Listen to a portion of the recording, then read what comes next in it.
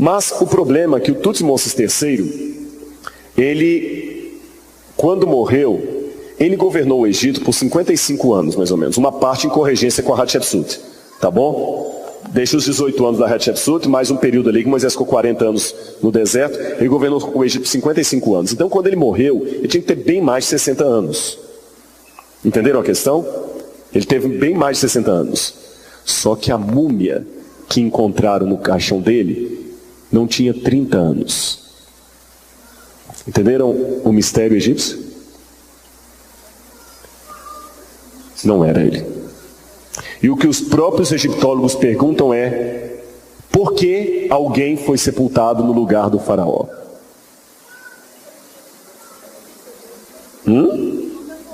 Lembra que eu falei que ele morreu no Mar Vermelho? Não tinha corpo? Arrumaram alguém. Eu vou falar uma coisa com muito cuidado, porque eu estou na capital dos políticos, mas você sabe que às vezes na política, para fazer a festa, você finge uma coisa que não tem. Existem relatos de, às vezes, a pessoa que já morreu e eles ficam segurando a notícia da morte, falar que ele ainda está lá. Vocês sabem dessas histórias, não é isso? No Egito não era diferente. O faraó morreu. Se não tiver o corpo de faraó para sepultar, o povo entra em desespero. Tinha que ter alguém. Então alguém que eu não faço a mínima ideia quem era, foi morto e sepultado no lugar do faraó. E lembra que eu falei das preces na parede?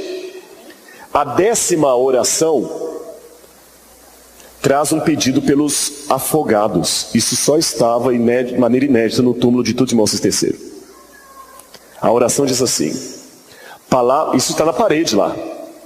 Palavras ditas por Horus aos afogados, aos que mergulharam, aos que flutuam sobre a face do Nu. O Nu é o mar. Aos que estão no abismo da Duat. Ó vós que estáis submersos na obscuridade, no abismo, cujas mãos cobrem o seu rosto. Ó vós cujos rostos estão mergulhados na Duat, cujas espinhas dorsais ficaram na inundação. Está falando de uma multidão que morreu afogado, sem poder ser sepultado, porque ele ficou na inundação.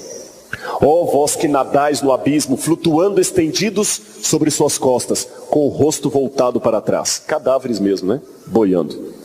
Que haja ar para as vossas almas, para que elas não se asfixiem. Que vossos braços remem sem estar ocultos. Que possais abrir um caminho reto no abismo com os vossos pés, sem que vossos joelhos estejam ocultos. Que possais sair da inundação. Vossos corpos não cheiram mal pela putrefação. Vossa carne não está em decomposição. Tende o poder sobre vossa água. Respirais porque eu o tenho decretado. Vós sois os que realmente estáis na inundação. Os que foram afogados por seguirem a minha carne, que traz vida a vossos. Aí o texto está apagado, não dá para ler o resto. Mesmo que você não seja arqueólogo, vamos interpretar o texto. Está falando de uma multidão que morreu afogada. Aí eu já tenho problema, porque no Egito não havia inundação, não chove. Quer dizer, chove assim, uma garoinha. Mas o Egito não marcava lavoura por chuva, era pelo nível do Nilo. E o Nilo não tinha inundação para matar pessoas. Segundo, tinha que ser um grupo importante, porque ele morreu por seguir a carne de Faraó. E morreu afogado, e nem pôde ser sepultado. E tão importante que ele coloca uma oração especial por eles ali. Para mim é um indício claro de uma parte do exército de Faraó que morreu no Mar Vermelho. E deixaram registrado a oração especial, porque o egípcio morrer sem ter o seu corpo mumificado era uma terrível desgraça. E eles morreram sem ter o corpo mumificado. Então o faraó coloca uma homenagem a eles. E nem ele estava sepultado ali, era outra pessoa. Mas os indícios não pararam aqui não. Quando Thutmose morre, quem assume automaticamente o poder no lugar dele é Amenhotep II, o filho dele. Só que a história egípcia me diz que Amenhotep II não era o filho primogênito, porque o filho primogênito de Thutmose III morreu antes do pai. Encaixa direitinho, porque a praga fala dos primogênitos que morreram. Alguém fala, mas você já era adulto, pastor? Mas é lógico que era. A gente tem um erro também, por causa de vício de desenho ou de filme de Hollywood, a gente pensa que era tudo criança. Primogênito é primogênito, ele pode ter 80 anos, ele continua primogênito. A praga é que ia matar os primogênitos do Egito. Imagina um monte de criancinha morrendo. Primogênito é o primeiro que nasce. Não importa a idade. O filho primogênito de Tutmos III morreu. E o curioso é que quando o Amenhotep II morre, a história registra que o filho primogênito dele também tinha morrido antes dele, na mesma época do outro. Então eu tenho 2 casos de filhos primogênitos que estavam mortos na mesma época, parece encaixar com as pragas do Egito. Tanto é que quando o Tutmoses morre, aqui está o jornal que diz isso, o periódico. Esse aqui, ó, Tutmoses IV, que assume o poder lá no final, ele se assombra porque ele recebe um sonho onde a esfinge fala: se você me desenterrar, você vai ser o faraó do Egito. E ele fala: mas como? Porque ele não era o primogênito. O primogênito morreu nas pragas. Terminando aqui a história, eu quero mostrar para vocês uma última coisa aqui.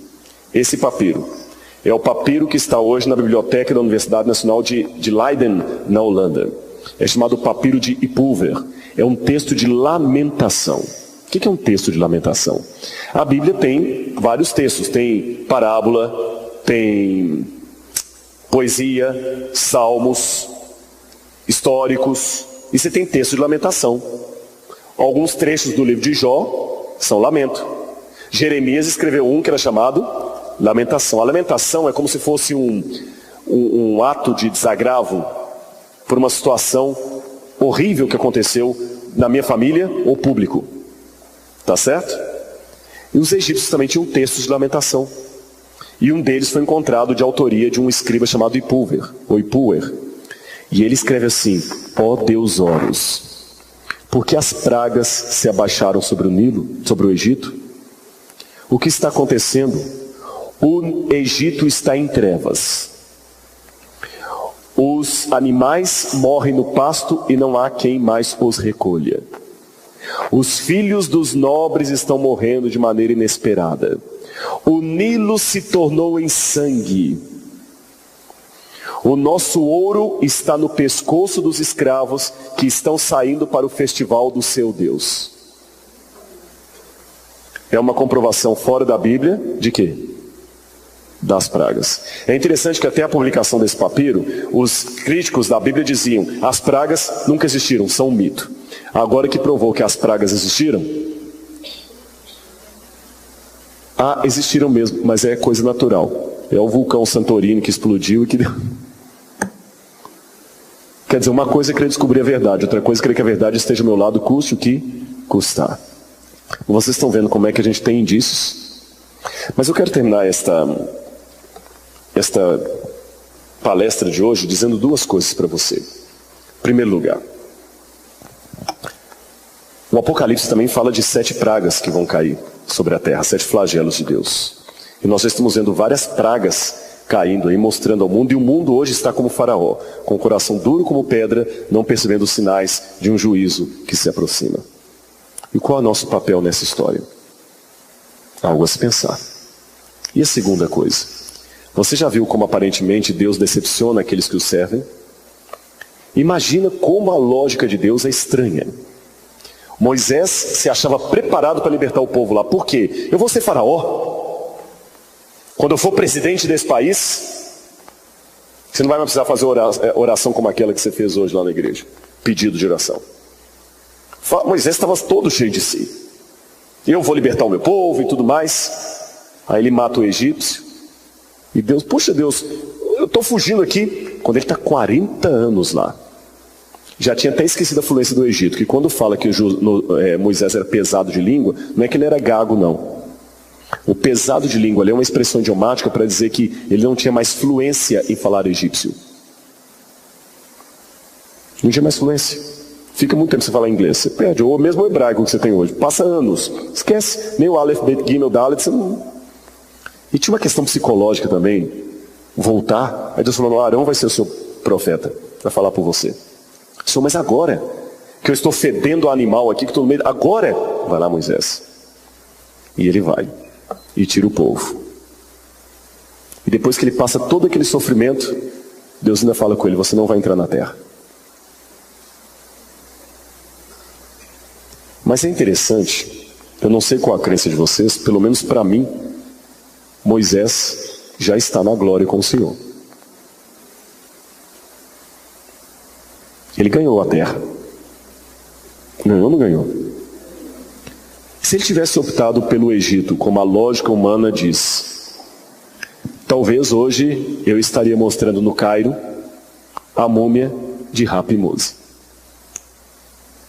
Junto com a múmia de Tutankhamon, Tutankhamon está no Vale dos Reis, junto com a múmia de Hatshepsut, junto com a múmia de Tutmoses, junto com a múmia de Amenhotep, estaria também lá no canto, numa caixa de sardinha, a múmia de Rapi-Mose. Feia daquele jeito. E eu estaria mostrando a foto deles, dizendo, uau! Mas eu não tenho a múmia de Moisés para mostrar. Porque o Senhor o levou. E ele está no paraíso, onde eu quero morar um dia.